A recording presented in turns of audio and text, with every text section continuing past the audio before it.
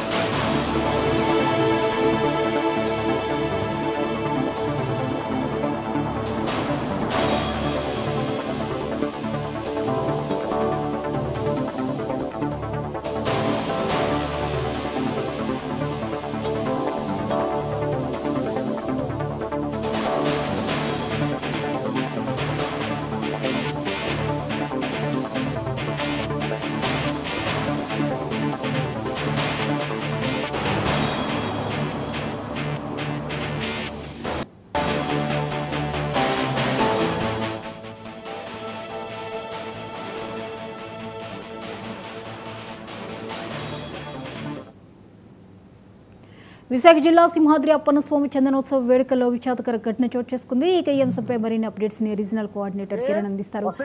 కిరణ్, ఆలయం వద్ద ఇప్పుడు పరిస్థితి ఏ విధంగా ఉంది?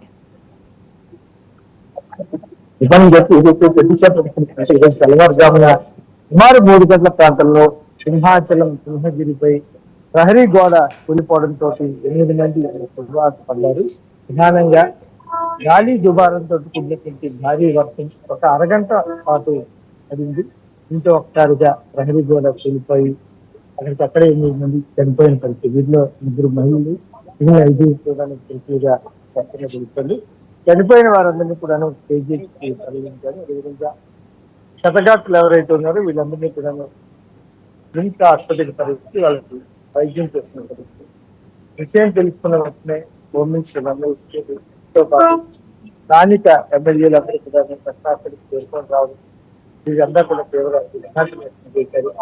ఎన్నడూ లేని విధంగా సింహాచలంలో ఈ ఘటనకు గల కారణం ఏంటనేది ఆరా తీసే పనిలో ఇటు భక్తులు కావచ్చు, ప్రజాప్రతినిధులు కావచ్చు, మరో అధికారులు కావచ్చు, అందరూ కూడాను తీవ్ర దిగ్భ్రాంతి వ్యక్తం చేస్తారు.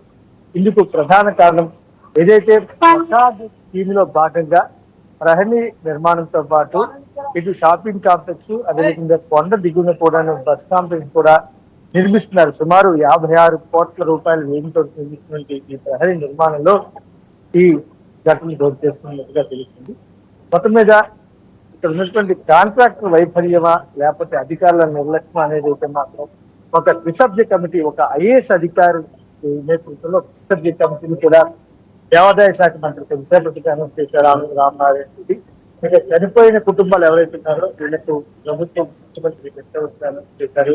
25 లక్షల పాటు ఎవరైతే క్షతగాత్రులయ్యారో వీళ్ళందరూ కూడా 3 లక్షల రూపాయలు పరిహారాన్ని అందజేస్తామని చెప్పి ప్రధాని మోడీ కూడా దీనిపై తీవ్ర దిగ్భ్రాంతిని వ్యక్తం చేస్తూ చనిపోయిన వారికి 2 లక్షలు, అదేవిధంగా క్షతగాత్రులకు 50,000 రూపాయలు అనౌన్స్ చేయడం కూడా జరిగింది.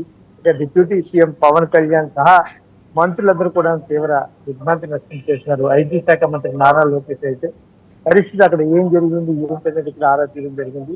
మరి కాసేపట్లో ఎవరైతే వైసీపీ అధినేత జగన్మోహన్ రెడ్డి వచ్చి మృతుల కుటుంబాలను పరామర్శిస్తారు.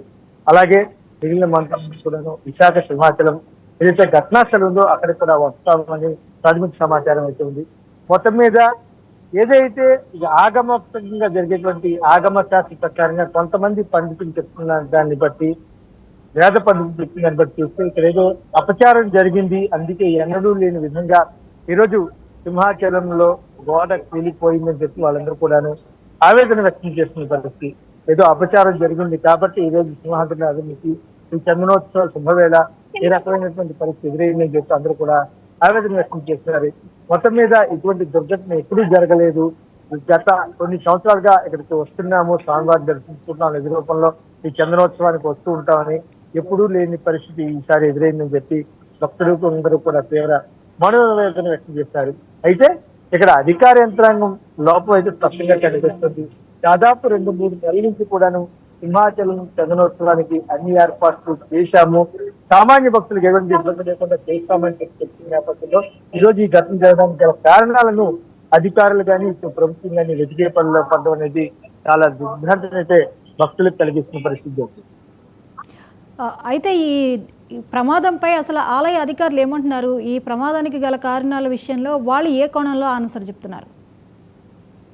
ఖచ్చితంగా ఈ అధికారులు కూడా ఇది అర్ధరాత్రి సుమారు తెల్లవారుజామున 3 గంటల ప్రాంతంలో ఈ ఘటన చోటు చేసుకుంది. ఎవరైతే ఆలయ అనువంశిక ధర్మకర్త అశోక్ గజపతిరాజు కుటుంబ సభ్యులు మొట్టమొదటిసారిగా స్వామివారిని నిజరూపం దర్శనం చేసుకుని పట్టువస్త్రం సమర్పిస్తారు. ఆ సమయంలోనే ఈ ఘటన చోటు చేసుకుని 300 రూపాయల క్యూ లైన్ ఏదైతే ఉందో అక్కడ ఈ ప్రహరీ గోడ నిర్మాణం చేపట్టడం, అది 2-3 రోజుల క్రితమే దాన్ని కంప్లీట్ చేశారు. ఏదైతే సిమెంట్ బ్రిక్స్ ఉన్నాయో వీటి వల్లే అది కూలిపోయిందని చెప్పి అక్కడ ఉన్నటువంటి వాళ్ళు చెప్తున్నారు.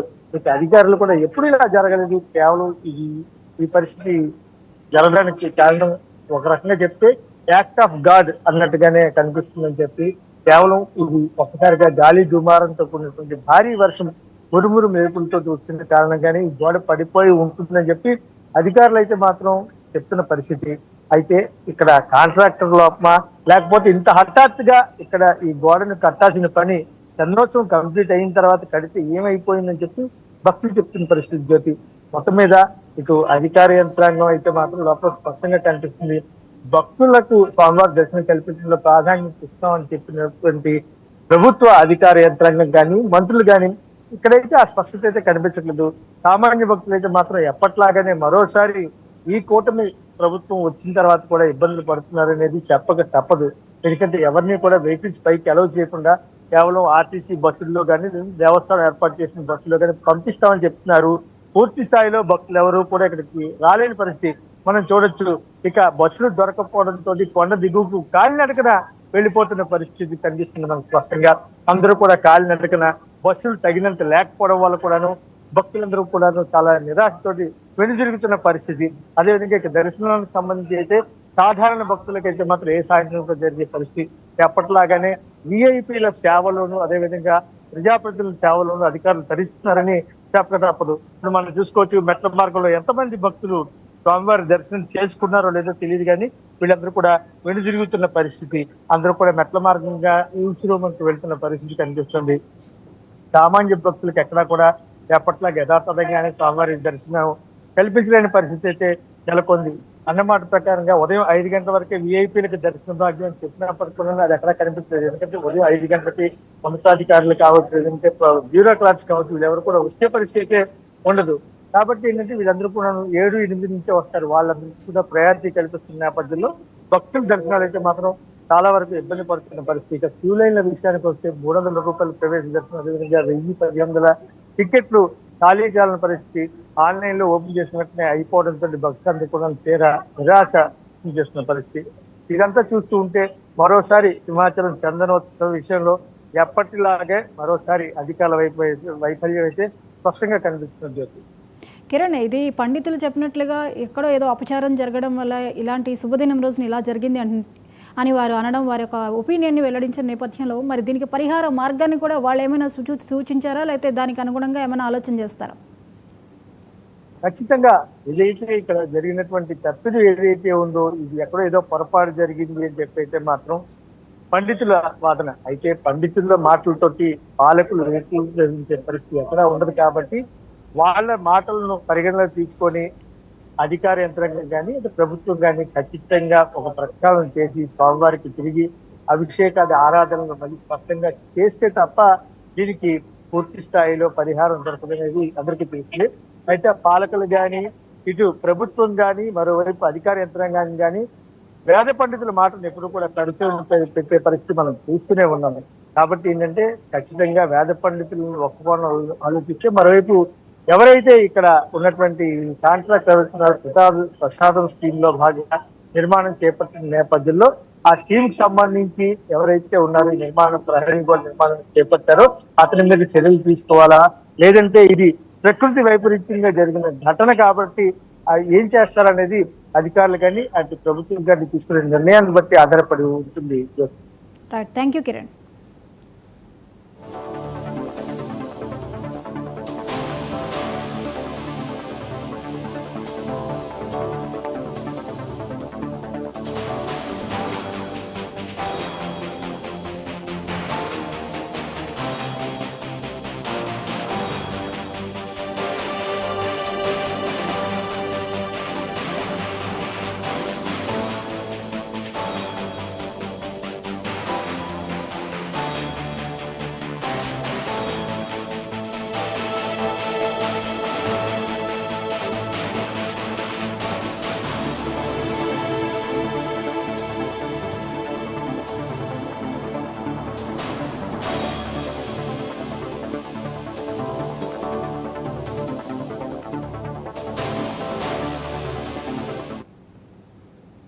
రాష్ట్ర ప్రభుత్వం